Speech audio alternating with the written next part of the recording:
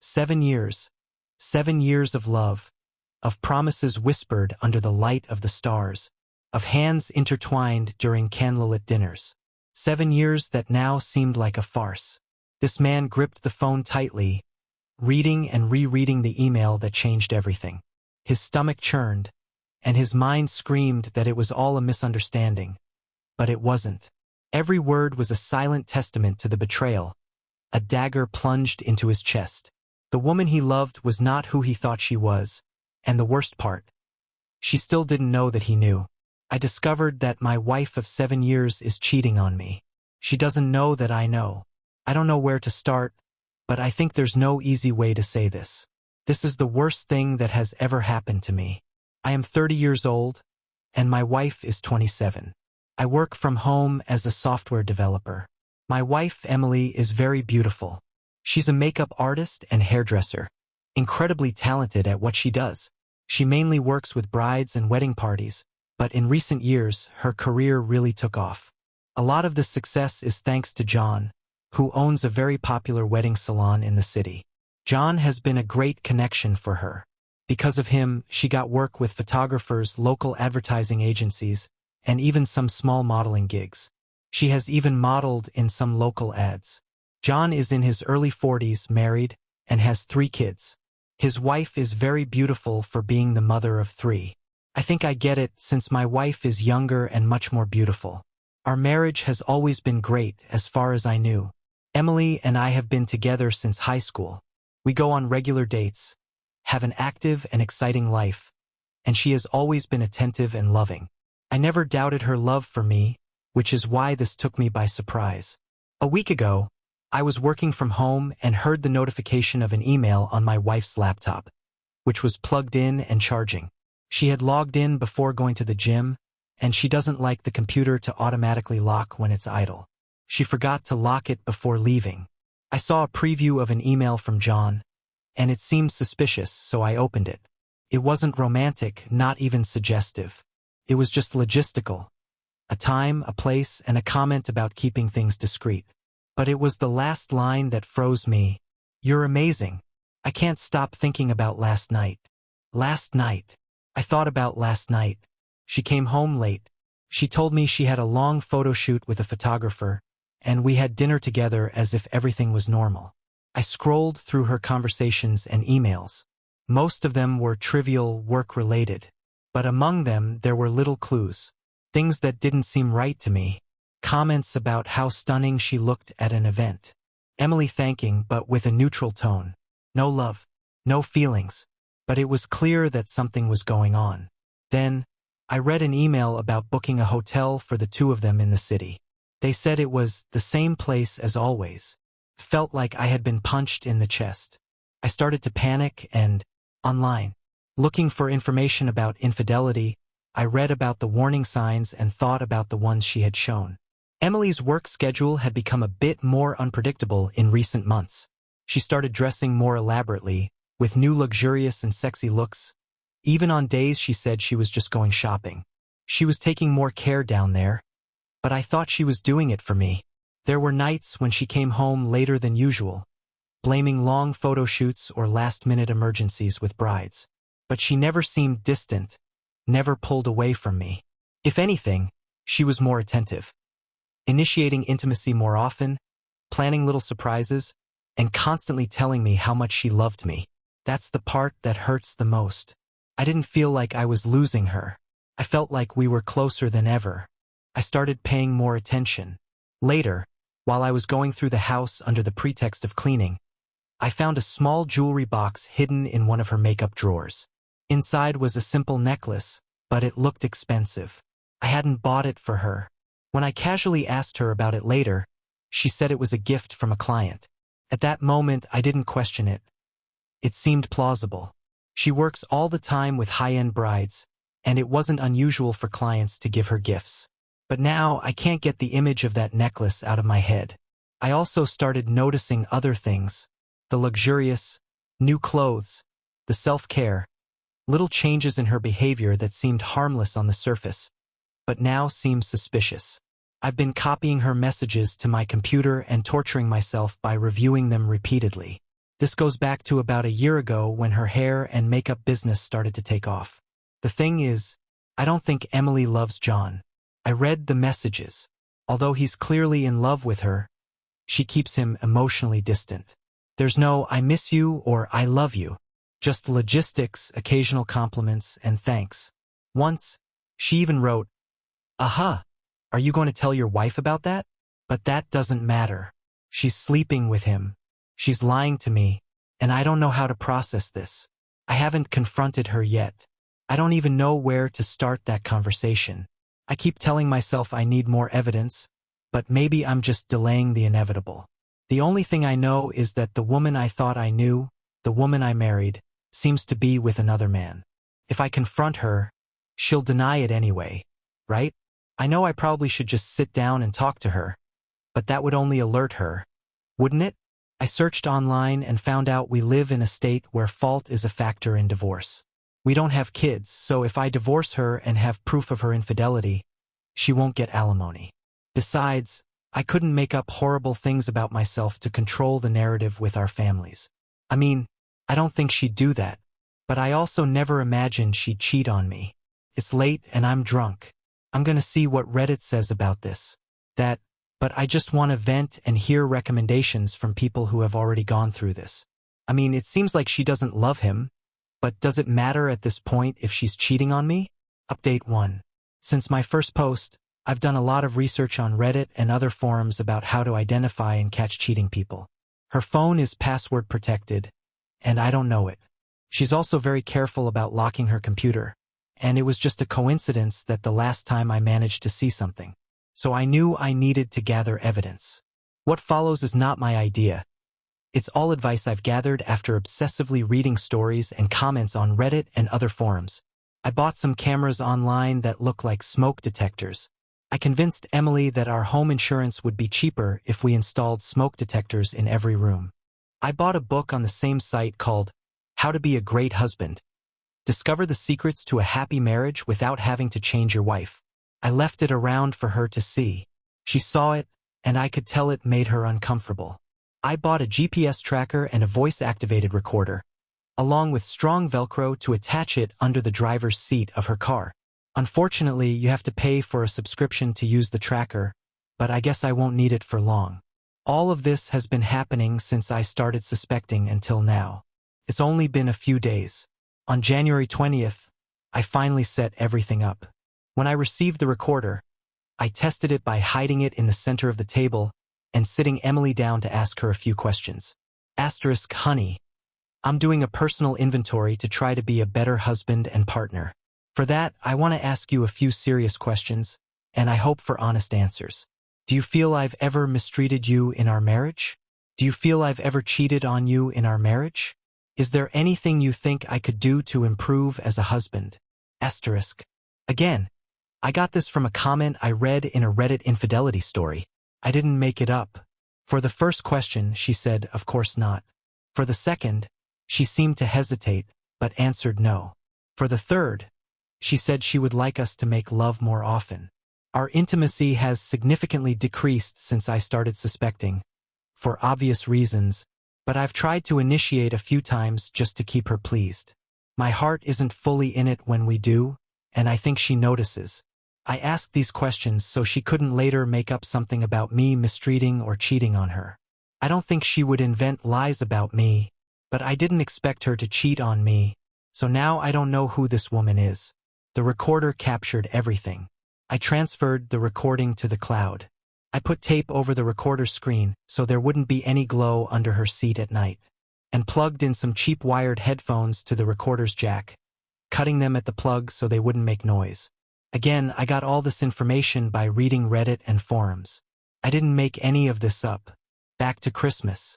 Christmas, we spent Christmas Eve and the day with her family. It was their turn. Her sister was there with her husband and child, as well as her parents. We were at her parents' house, which is only an hour away. My parents live in another state.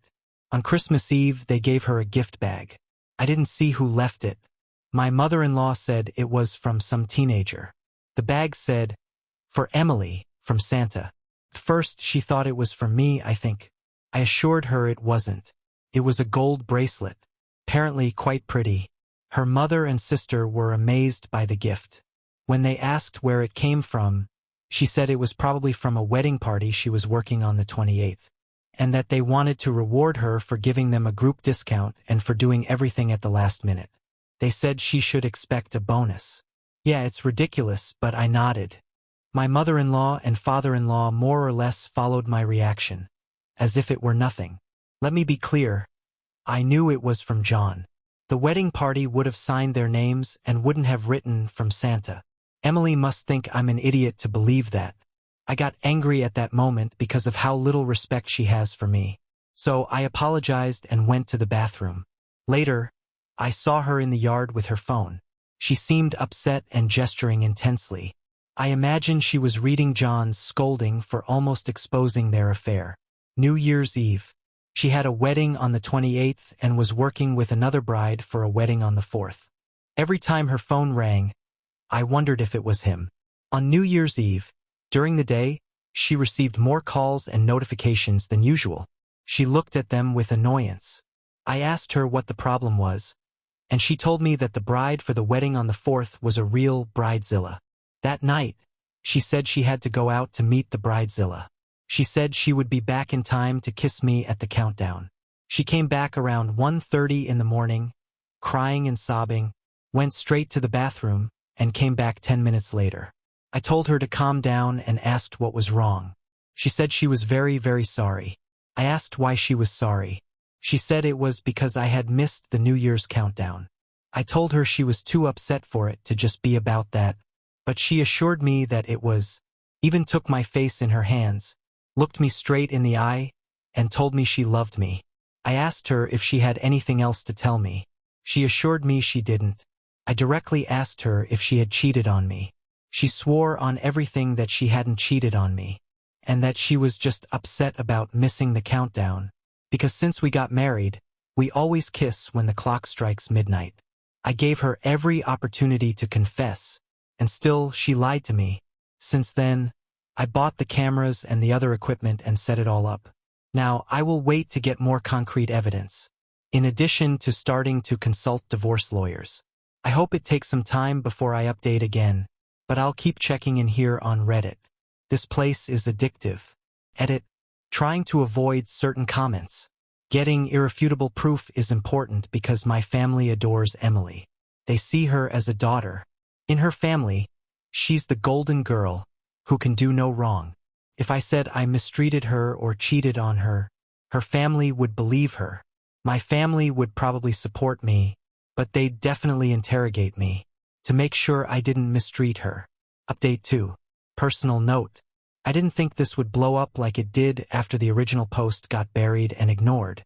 Thanks to everyone for their advice and the personal stories and experiences you sent me via private message. I'm really sorry I couldn't respond to everyone. Let me say that I'm really not interested in joining any cause. Just take a quick look at the relationship forums, and you'll see that there are as many women heartbroken by infidelity as there are men, maybe even more. It's not a gender issue, it's a matter of character and low morals. Having low character and morals has nothing to do with your gonads. I've received messages from men and women with broken hearts telling me their stories, and I see very clearly that this problem isn't limited by gender.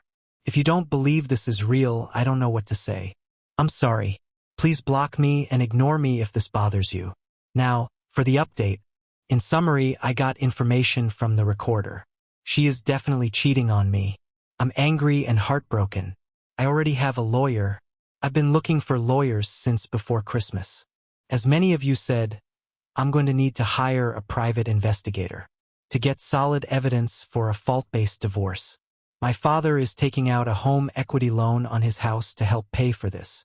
I reviewed the recordings from the recorder in Emily's car and got information. There were the typical work and personal calls, and a few moments where she was singing Taylor Swift. The first relevant call was with John. Apparently, they hadn't spoken since New Year's. She was angry at him for sending her a gift on Christmas, and for keeping her with him on New Year's Eve. John was initially evasive and arrogant. Then, Emily told him that I had asked her that night if she was cheating on me. That caught John's attention, and he started asking all kinds of questions. He seemed very interested in knowing if I had mentioned his name. I didn't mention it. He said he thought she was controlling me, and that they'd be fine if she always used the card. She confirmed that she did. He asked if she wanted to meet up, and then she started crying. She said the relationship had stopped being fun for her, and that they should stop, that she wasn't going to lose her marriage over this. "It's too late, darling." He told her to keep lying to me. He seemed genuinely concerned about his wife finding out. "Oh, she'll find out, idiot." He told her not to call his phone anymore, and that they'd talk the next time they saw each other. He also told her to make sure to delete everything from her phone and computer. She said she already had. Her next call was to her best friend, Bevy. Bevy knows about the affair, and my wife was crying. Emily told Bevy about New Year's, and that she thinks I suspect something. Bevy told her to keep lying to me, but also told her she should probably end the affair, because I would definitely divorce her if I found out or if she confessed. Ding, ding, ding. Bevy knows me very well. Emily said she's in the process of ending her affair with John. I always considered Bevy a mutual friend. I know her husband. We've hung out as couples. He will be receiving a message from me describing his wife's liberal views on infidelity, as well as a link to the recording of the call. I will consult with my lawyer first. I'm interested in hearing the opinions of both men and women on this. How would you feel if you knew your spouse was actively encouraging her friend to hide her infidelity and talking about it with her cheating friend? Should I be furious with her? I did some research online and through anonymous questions on social media, and with the advice I received here on Reddit, I found what I believe are the 3 best family law attorneys in my area. I had official consultations with them. I did this so that 2 of them couldn't take my wife's case due to a conflict of interest. What they didn't mention in those Reddit comments and posts is that truly good family lawyers don't offer free consultations. They charge for them and then credit that amount if you hire them to represent you. So I ended up spending $600 on all of this. Just so you know, I'm not super rich. We have quite a bit saved, but I don't want to alert her by moving it. My wife's business is doing really well, but she has that attitude of what's mine is mine, and what's yours is ours. When it comes to salaries, I didn't mind until now. I make 6 figures as a senior developer, and we don't have a mortgage or rent to pay. When my mother died, my father moved to Florida and lets us live in his house rent-free. It's fully paid off. I'm saying this because my father is taking out a home equity loan on the house to help me pay for the divorce lawyer. A good divorce lawyer is really expensive. I've learned that. The plan is to refinance the house just in my name after the divorce is final. In the meantime, I'll make the payments by writing checks to my father. The loan is still pending, so I'm paying with a credit card I took out specifically for this. I'm almost certain my credit score will tank after this. I spoke with my divorce lawyer and gave her the recordings. She said they're good evidence. I told her how Emily is ending things with John, and about the card that John mentioned. She told me to take a picture of the card if I find it and send it to her. I asked if it was legal to do that, and she said yes, because it's accessible within the marital assets. She'll cite the card statements. About Emily ending things with John, my lawyer said, maybe, but don't count on it. She also told me the same thing you all did. I need to hire a private investigator. She recommended a good one. I told her I already had all this evidence, and she responded that evidence and the testimony of a private investigator carry more weight in court because a detective knows how to obtain legally admissible evidence and is impartial. She said the goal is to get enough evidence so that any lawyer my wife hires would prefer a settlement over going to trial because she'd subpoena John, and he'd also be exposed. She also said it wouldn't surprise her if John ended up paying for my wife's lawyer, which would be a bad idea for her, because that lawyer would be mainly interested in protecting John's interests. But since he'd be paying for everything, she'd probably go for it. I'll meet with the detective on Monday. In the meantime, Emily is love-bombing me. She tells me how amazing I am, how much she appreciates me, and how lucky she is to have me. She's talking about starting a family before turning 30. It won't be with me. She wants us to take a long romantic trip that she plans to pay for with the money, probably with John's card. I want to scream at her and tell her I'd rather do it with the car door, but I have to keep acting right for now. What the hell is this? I can't believe this is my life now. I want to hug her, kiss her, and make love to her again, but then I remember her mouth was between that idiot's parts. He was with her, then she came back and kissed me with that. I was her second choice for 9 months, but she loves me. I love her, and I hate her. I'm living in cognitive dissonance. My lawyer told me to start therapy. I will. I think I need it. I just want to run away from her and, at the same time, run toward her. Am I stupid? Am I going crazy? Update 3. I had an STD test a few weeks ago. The result was negative, but my doctor gave me the HPV vaccine because the virus isn't detected in the tests. She told me that if I've been exposed, it may take years to manifest. So she advised me to keep an eye on my little one, to see if any warts appear in the next few years. The good news is that I now have a new hobby. Turns out that in my state, you can't record someone without their consent, unless you're involved in the conversation. So the conversations between Emily and Bev, and between Emily and John are illegal. I broke the law, but since I have attorney-client privilege, and she was the only person I sent those recordings to, I'm calm. Still, I'll have to delete them. The emails I downloaded are still evidence, so we've got good evidence there. I guess the recordings served their purpose, because now I have certainty about the infidelity case. Following my lawyer's advice, I hired the private investigator she recommended. I gave him the GPS tracker info from Emily's car. He said that, after hearing my story, including details I haven't shared here, he decided to follow John instead of my wife. At the time, it didn't make sense to me, but he told me that it seemed like John was more interested in my wife than she was in him, so he'd probably initiate contact instead of Emily. I thought, well, he's the professional, not me. He reassured me that he had seen cases like mine, where the spouse wasn't really committed, but just looking for extra fun, and that, due to the lack of attention, the lover became more attached and sought more. He told me that women don't like needy men, and men don't like needy lovers. It makes sense. Following the wise advice of all of you and my lawyer, I stopped having relations with Emily. I told her there would be layoffs at work, and that I was too anxious and down. I don't know why, but she seemed really frustrated with that. It's been hard living with her and pretending. John and I got the same treatment.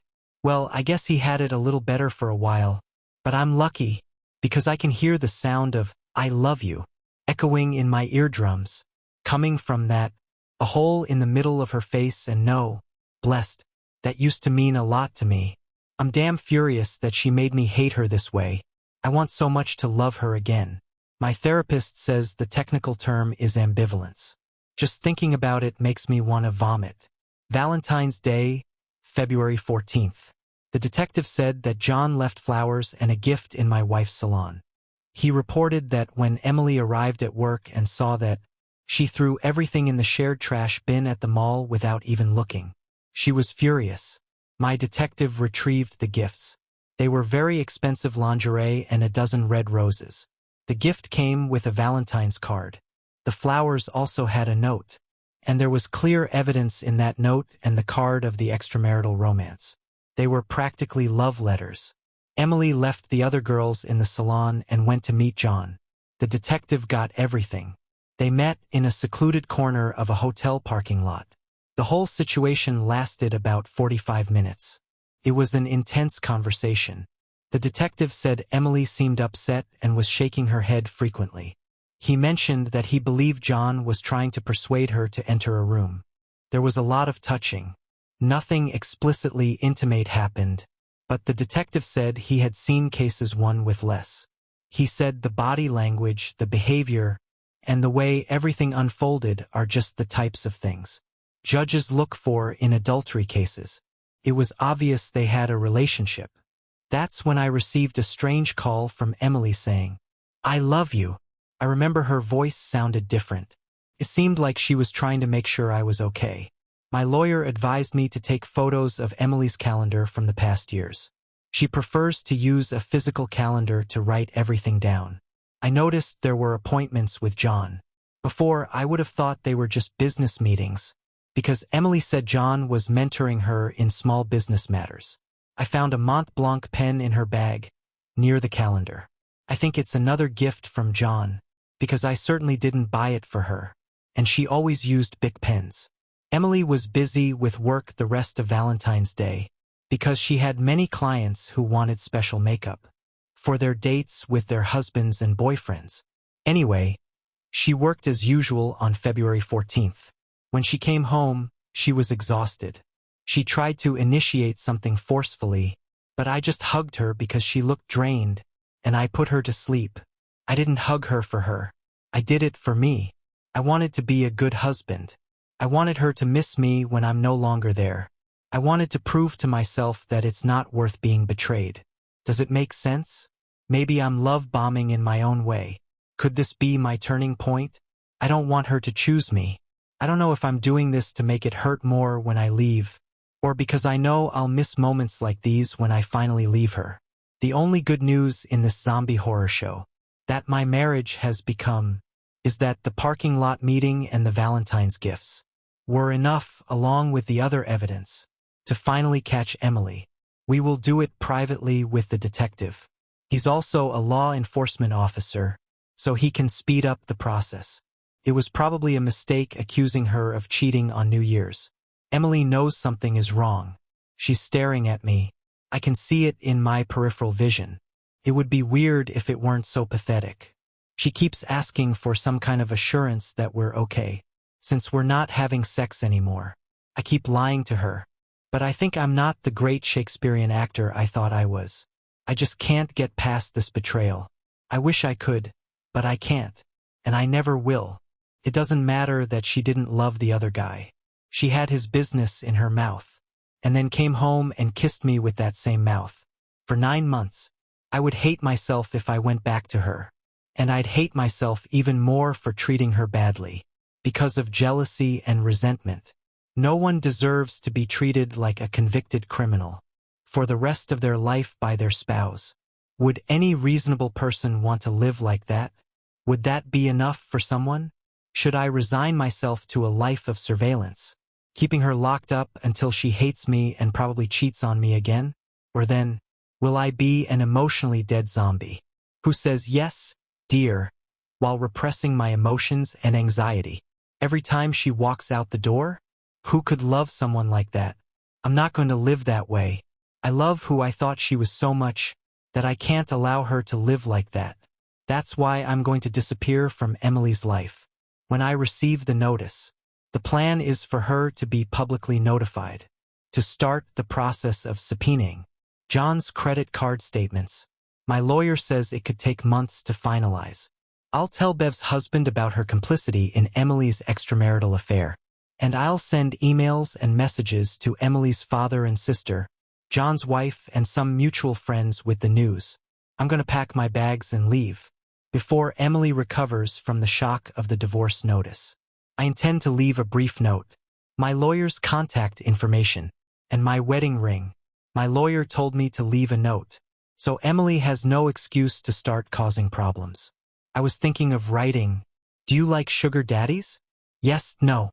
My therapist says I use humor as a coping mechanism, but I know I won't.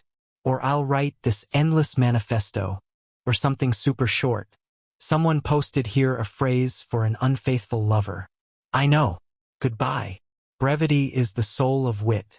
I know myself. I know that Emily, at least, believes she loves me. Whatever that means. I know she will beg, cry, and plead, in every way possible. Our story, our families, our plans, everything. It will be fixed. It will look dazzling. She will give her all, and I will give in. I'm not disappearing from her life because I'm strong. I'm doing it because I'm weak. If she had fallen in love with him, but now that would have been easier. If she didn't want me, at least I'd have the answer. Instead, she wants me, but she has already irreparably destroyed us. That's worse. I will update as soon as everything happens. It should only take a few days. Sometimes I don't know what's worse, the betrayal itself or that false seduction that traitors do to put you back in a dream when your radar goes off. There's so much intention and calculation in that. This story hasn't been finished yet, and the author's last update was very recent, on February 18th. I'll leave the link to the author's post in the comments for those who want to follow it. And as soon as the author updates, I'll bring it here for you. What do you think of this story? What would your advice be for the author? Let me know in the comments. If you liked this video, show your support to the channel by leaving a like. And thank you so much for the support. Thanks to everyone for watching until the end.